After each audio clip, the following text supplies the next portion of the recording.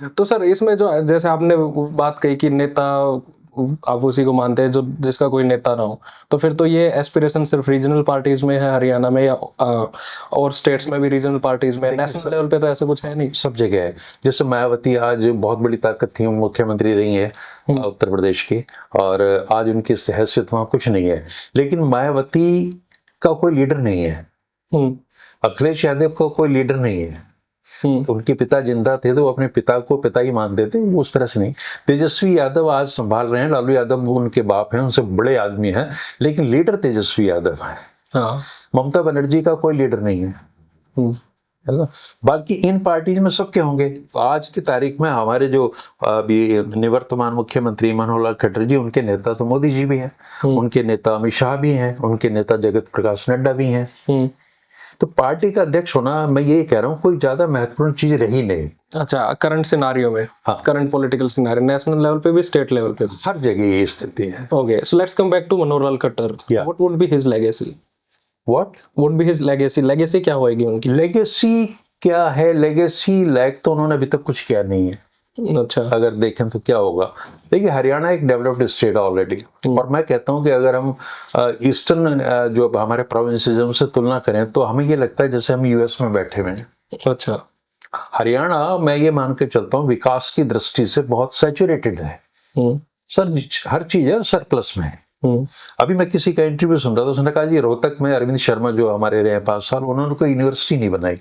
उसने जवाब दिया क्या जरूरत है, यूनिवर्सिटी तो ऑलरेडी बहुत सारी हैं। हाँ, है ना। तो ये सैचुरेशन है। अब थोड़ा रीजनल इम्बैलेंस है कि जहाँ जो चीजें होनी चाहिए इंफ्रास्ट्रक्चर की दृष्टि से, हेल्थ और एजुकेशन में, उनका सही से डिस्ट्रीब्यूशन नहीं हो रहा, उसकी लोकेशन सही नहीं है, ये एक इम्बैलेंस देखा जा रहा है। अदरवाइज हरियाणा में जितना इसकी ज्योग्राफी है, छोटी सी स्टेट है और अच्छे रिसोर्सेज हैं, बढ़िया, दिल्ली के बहुत करीब है, तो हरियाणा को मैं आज अगर पूरे राष्ट्रीय स्तर पर मैं तुलना करूँ तो एक अच्छा प्रांत है। विकास की दृष्टि से पोटेंशियल बहुत है। इस पोटेंशियल को आप रियलाइज कर लें या ट्रांसलेट कर लें या इसका मैक्सिमम यूटिलाइजेशन कर लें, जो कर लेगा वही लीडर है। हाँ, ये भी है। Now I come to the question of legacy, कि अगर मनोहर लाल जी ऐसा कर पाते एक डिकेड में, तो वास्तव में क्यों कोई ना कोई लेगेसी होती, जैसे लेगेसी चौधरी बंसी लाल की है। उन्होंने अपने दौर में एक अच्छा अपने आप को एडमिनिस्ट्रेटर प्रूव किया और डेवलपमेंट ओरिएंटेड उनकी अप्रोच थी, और ये दोनों चीजें इतनी ज्यादा थी कि उनकी जो इमरजेंसी की जो एक छवि बनी थी, खलनायक की, एक नारा उठता था उन दिनों में, इमरजेंसी के 3 दलाल, इंदिरा बंसी लाल, ठीक है ना। तो ये कोई अच्छा कॉम्प्लीमेंट तो है नहीं।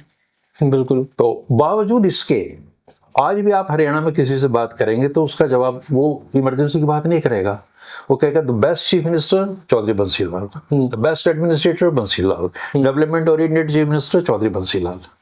तो इस संदर्भ में अगर हम बात करें तो मनोहर लाल जी ने कुछ बहुत लंबा चौड़ा काम नहीं किया। वो कहने को ये कहते हैं जैसे कि सिस्टम खराब था, हमने इसको ठीक किया। अच्छा, खर्ची चलती थी, हमने कम कर दी, करप्शन का लेवल इतना था, इतने % कम हो गया है, ठीक है।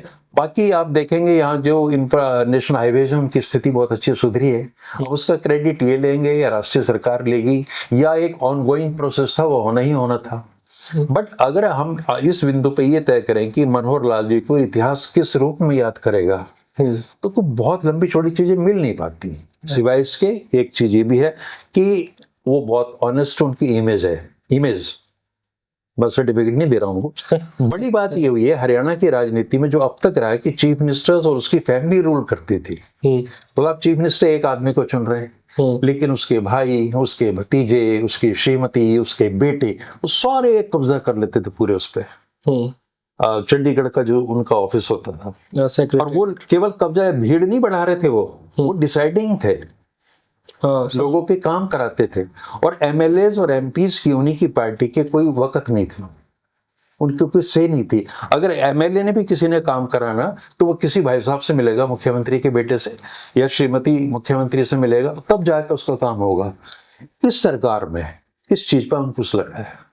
अच्छा, ये एक पॉजिटिव चीज है कि ये मान लीजिए कि उनका परिवार नहीं है।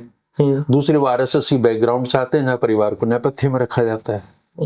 एक आरोप ज्यादा से ज्यादा जो विपक्ष लगाते हैं कि अगर यहाँ वो उस तरह का परिवार नहीं था तो आरएसएस का परिवार था। संघ के लोग कई मामलों में निर्णय को इन्फ्लुएंस करते थे, particularly in the selection of vice chancellors वगैरह टीचिंग डिपार्टमेंट में।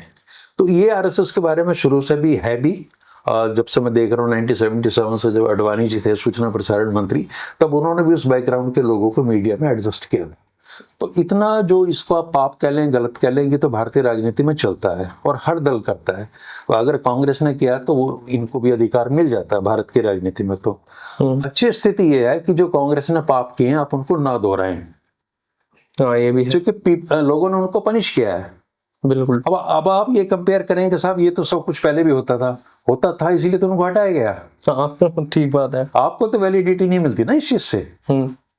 वो गलत थे इसीलिए तो उनको रिमूव किया गया। They were corrupt, so they were removed. Now it is your duty to give the best administration.